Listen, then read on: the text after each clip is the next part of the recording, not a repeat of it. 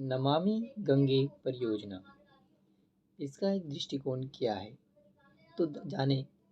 उत्तर प्रदेश में गंगा नदी के तट पर स्थित वाराणसी से संसद के लिए मई 2014 में चुने जाने पर भारत के माननीय प्रधानमंत्री श्री नरेंद्र मोदी जी ने कहा कि माँ गंगा की सेवा करना मेरी नियति है। और वर्ष 2014 में न्यूयॉर्क के मैडिसन स्क्वायर गार्डन में भारतीय समुदाय को संबोधित करते हुए माननीय प्रधानमंत्री ने कहा, अगर हम इसे साफ करने में सक्षम हैं तो ये देश की 40% आबादी के लिए एक बड़ी मदद होगी। इसलिए गंगा की सफाई भी एक आर्थिक एजेंडा बनकर तैयार किया गया। आइए अब जानें कि इसके लक्ष्य क्या-क्या रखे गए।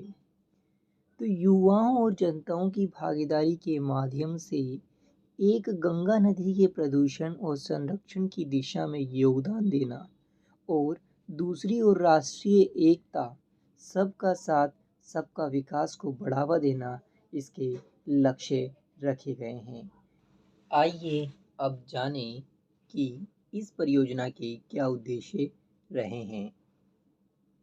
परियोजना के तहत परिकल्पित गतिविधियों को आयोजित करने के लिए प्रशिक्षित और अत्यधिक प्रेरित स्थानीय युवाओं का कैडर विकसित करना। दूसरा, समर्थन, मार्गदर्शन, पारदर्शिता, निगरानी और लेखा परीक्षा के लिए परियोजना के विभिन्न स्तरों पर एक संस्थागत तंत्र स्थापित करना। तीसरा, गंगा नदी के प्रदूषण को रोकने और इसके संरक्षण के उपायों के संबंध में स्थानीय युवाओं और ग्रामीणों के समर्थन की सक्रिय करना और जुटाना।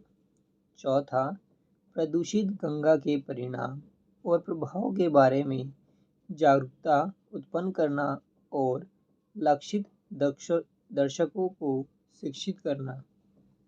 पांचवा, स्वच्छ गंगा के लिए शौचालय निर्माण, जल संचयन, संरक्षण आदि से संबंधित मौजूदा सरकारी कार्यक्रमों और योजनाओं सेवाओं के बारे में जानकारी प्रदान करना।